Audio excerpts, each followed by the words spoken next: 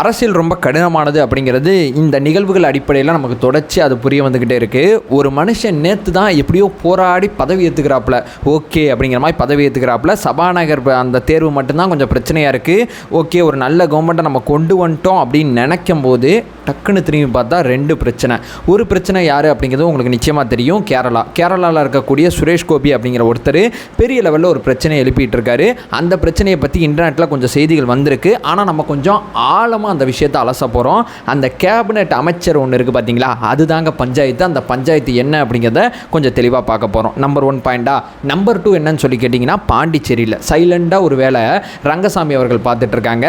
அந்த ரங்கசாமி அவர்கள் பார்க்கக்கூடிய அந்த வேலையை பற்றியும் ரொம்ப தெளிவான ஒரு புரிதலை இந்த வீடியோவில் ஏற்படுத்திக்க போகிறோம். 2 தலைவலிகளை மோடி அவர்கள் எதிர்கொள்கிறாங்க.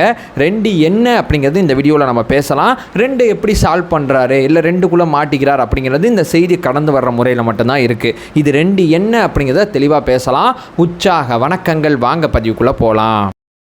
இப்போ முதல் விஷயம் மக்களே, உங்கள் எல்லாருக்கும் ஒரு விஷயத்துலேருந்து ஆரம்பிக்கிறேன். 1957லேருந்து 2024 வரைக்கும் ஒரு விஷயத்தில் கேரளாவில் பிஜேபி தொடர்ச்சியாக முயற்சி பண்ணிகிட்டே இருக்காங்க. 57ன்னு கூட சொல்ல முடியாது. அதுக்கப்புறம் அந்த ஜனதாதளம் கட்சி ஆரம்பிக்கப்பட்டு, ஆர்எஸ்எஸ்ல ஆரம்பிக்கப்பட்டு, பிஜேபின்னு அப்படிங்கிற கட்சி உருவாக்கப்பட்டு, இத்தனை காலகட்டத்தில் ஒரு விஷயத்தை தொடர்ச்சியாக முயற்சி பண்ணிகிட்டே இருக்காங்க. கேரளாவில் ஒரே ஒரு சீட்டு ஜெயிக்கணும், கேரளாவே ஆட்சி பண்ணணும்லாம் கிடையாது, ஜஸ்ட் 1. அந்த ஒரு சீட்டுக்காண்டி ரொம்ப முயற்சி பண்ணாங்க. ஒரு சீட்டு நம்ம தமிழ்நாட்டில் கூட அப்போ ஒன்று இப்போ ஒன்று எப்படியோ ஜெயிப்பாங்க. ஆனால் கேரளாவில் அவங்களால கணக்க ஆரம்பிக்கவே முடியல. சுரேஷ் கோபி அப்படிங்கிற ஒருத்தரை நம்பி முழுமையாக இறங்கினாங்க. சுரேஷ் கோபி அப்படிங்கிற ஒருத்தர் 72,000 வாக்கு வித்தியாசத்தில் கேரளாவில் வெற்றி வாய்ப்பை எடுத்துட்டாரு. அவர் எம்பியாக பதவி ஏற்றுக்கிட்டார். ஓகே, அவர் எம்பியாக இருக்க ஆசைப்படுறாரு. அதே நேரம் அவர் திரைப்படத்துறையில் நடிக்கிறதுக்கு ஆசைப்படுறாரு. அவருக்கு 2 ஆசை இருக்குது. எம்பியாகவும் என் பணியை நான் செய்கிறேன், திரைப்படம் நான் கொஞ்சம் ஒத்துக்கிட்டேன், திரைப்படத்தில் நடிக்காமல் என்னால் இருக்க முடியாது, ஏன்னா ஒரு நடிகர். ஸோ திரைப்படத்தில் நடிக்கிற வேலையை நான் தொடர்ச்சியாக பார்த்துக்கிட்டு எம்பி பதவியை மட்டும் வச்சு வேலை பார்த்துட்டு இருக்கேன் அப்படின்னு சொல்லும்போது பிஜேபி தலைமை என்ன சொல்லியிருக்காங்க, இல்லை பாஸ், நீங்கள் மொதல் தடவை கணக்கு ஆரம்பிச்சிருக்கீங்க, இந்தாங்க உங்களுக்கு ஒரு அமைச்சர் போஸ்ட்டே சேர்த்து தரோம், நீங்கள் அமைச்சராகவும் இருக்க அப்படிங்கிற ஒரு விஷயத்த சொல்கிறாங்க. ஸோ இவரும் ஏற்றுக்கிட்டாரு, ஓகே சொல்லிட்டார் அப்படிங்கிற மாதிரி தான் நினச்சி ஒரு பதவி ஏற்றுக்கக்கூடிய நிகழ்வு வரைக்கும் எல்லாருமே அப்படி தான் நினச்சாங்க. ஓகேப்பா, அவரை ஓகே பண்ணிட்டாங்க போல் அப்படிங்கிற மாதிரி தான் நினச்சாங்க.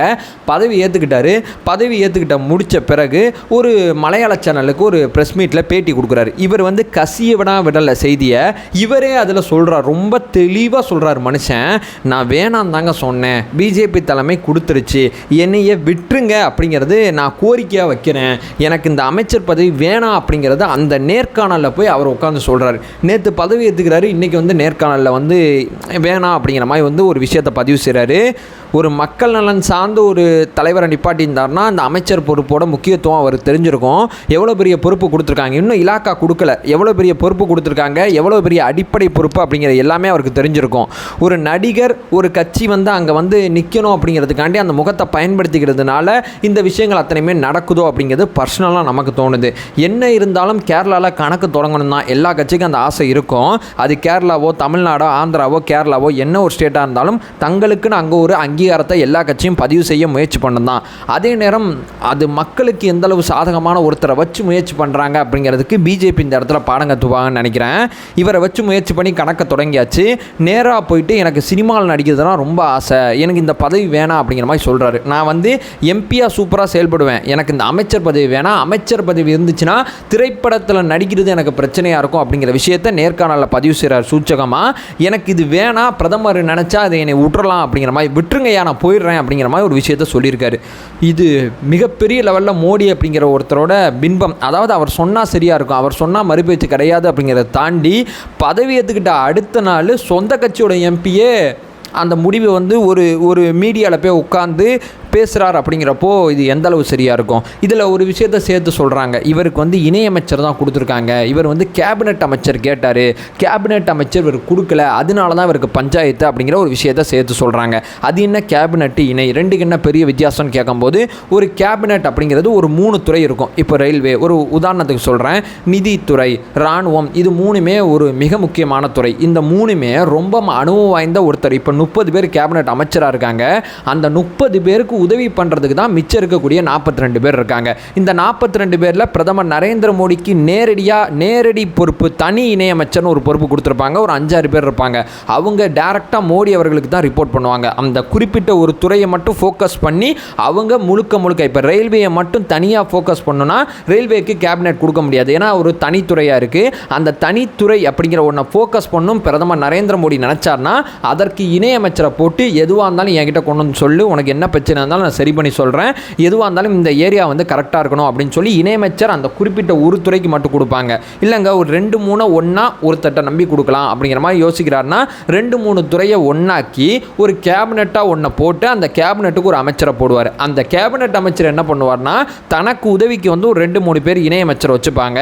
அந்த 2 இணையமைச்சரை வச்சு அந்த கேபினெட்டை முழுமையாக நடத்த வந்து அவர் வந்து முயற்சி பண்ணுவார். இந்த கேபினெட் அமைச்சருக்கு சம்பளம், பதவி, அதிகாரம் அதை தாண்டி இணையமைச்சருக்கும் கொஞ்சம் வேறுபாடுகள் இருக்குது. அது இங்கே நம்ம மறுக்கிறது கிடையாது. இணையமைச்சராக யாரை போடுவாங்கன்னா புதுசாக வந்தவங்க, நாடாளுமன்ற நடைமுறையை தெரிஞ்சுக்கிட்டவங்க, ஒரு அனுபவம் ரொம்ப கம்மியாக இருக்கிறவங்க, அனுபவத்தை பெறதுக்காண்டி இணையமைச்சராக இருப்பாங்க.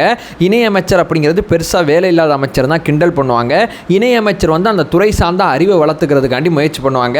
கேபினெட் அமைச்சர் என்ன சொல்கிறாங்களோ அதை தான் அவங்க செய்வாங்க. பிரதமர் நரேந்திர மோடி ஒரு கேபினெட்டை கூப்பிட்டு அவர் வந்து ஒரு ஆலோசனை பண்ணார்னா இணையமைச்சர் வந்து கேபினெட் அமைச்சர் நினச்சா தான் கலந்துக்க முடியும், இணையமைச்சர் தானாக கலந்துக்க முடியாது.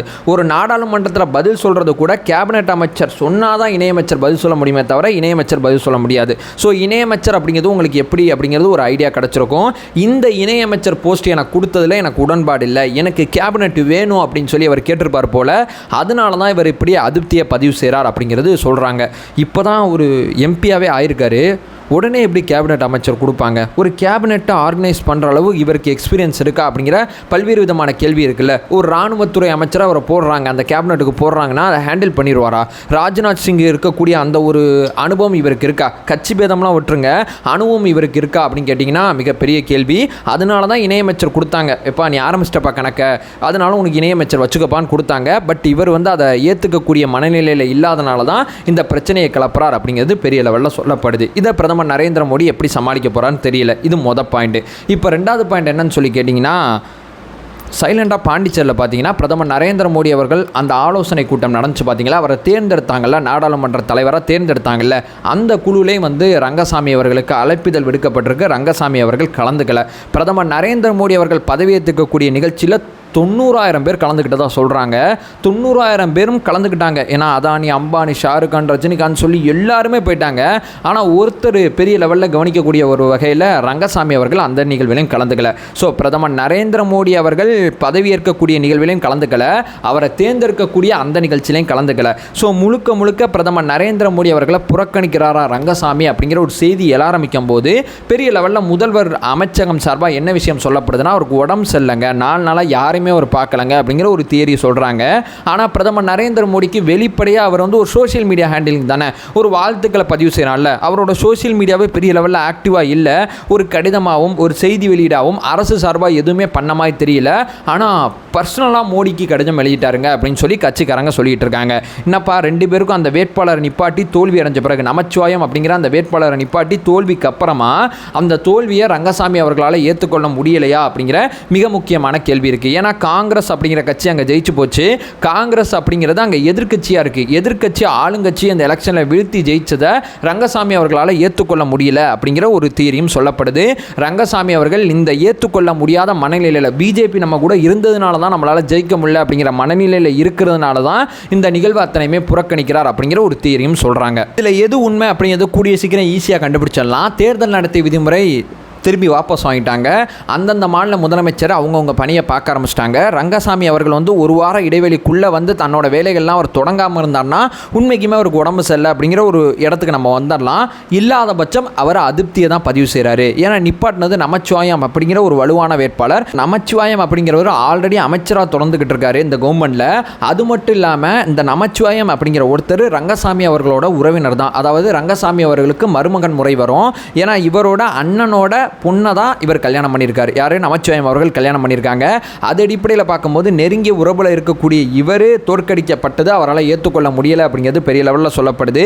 எல்லாமே பண்ணாங்க, பிரச்சாரம் பண்ணாங்க, இருந்தும் ஜெயிக்கலை. பிஜேபி நம்ம கூட வச்சுக்கிட்டா நம்ம கட்சி இனிமேல் மீண்டும் ஆட்சிக்கு வருமா பாண்டிச்சேரியில் அப்படிங்கிற அந்த கேள்வியில் அவர் இருக்கிறதுனால தான் இந்த நிகழ்வை புறக்கணித்து தன்னுடைய விஷயத்தை சொல்கிறார் அப்படிங்கிறது பெரிய லெவலில் சொல்லப்படுது. பாண்டிச்சேரிக்கும் 2026 தான் தேர்தல் வருது. ஸோ இந்த 2 நிகழ்வுகள் பிரதமர் நரேந்திர மோடிக்கு ஒரு தலைவலியாக இருக்குது. என்னதான் இருந்தாலும் 18 மாநிலங்கள் ஆட்சியில் இருக்கும்னு சொல்கிறாங்க. பாண்டிச்சேரியில் எதுவும் நடந்துச்சுன்னா அது 17 குறையும்ல, என்னதான் இருந்தாலும் குறையும்ல. அந்த ஒரு விஷயம் நடக்காமல் பிரதமர் நரேந்திர மோடி பார்த்துப்பாரா? ரங்கசாமி அவர்களோட அதிருப்தியை சரி பண்ணுவாரா? இல்லை உண்மைக்குமே அவருக்கு உடம்பு சரியில்லையா? இந்த மாதிரி பல்வேறு விதமான கேள்விகள் இந்த செய்தியில் இருக்குது. ஸோ இந்த 2 செய்தியை உங்கள்கிட்ட ஷேர் பண்ண வச்சேன், ஷேர் பண்ணிட்டேன். நம்ம சேனலை ஃபர்தராக ஃபாலோ பண்ணிங்கன்னா பொலிட்டிக்கல் ரீதியாக பல்வேறு விஷயங்களை பற்றி நம்ம பேசிகிட்டு இருக்கோம். நம்மளோட ஒரே இலக்கு அறியாமை அகற்ற வேண்டும், அறியாமை அகற்றப்பட வேண்டும். Thank you so much.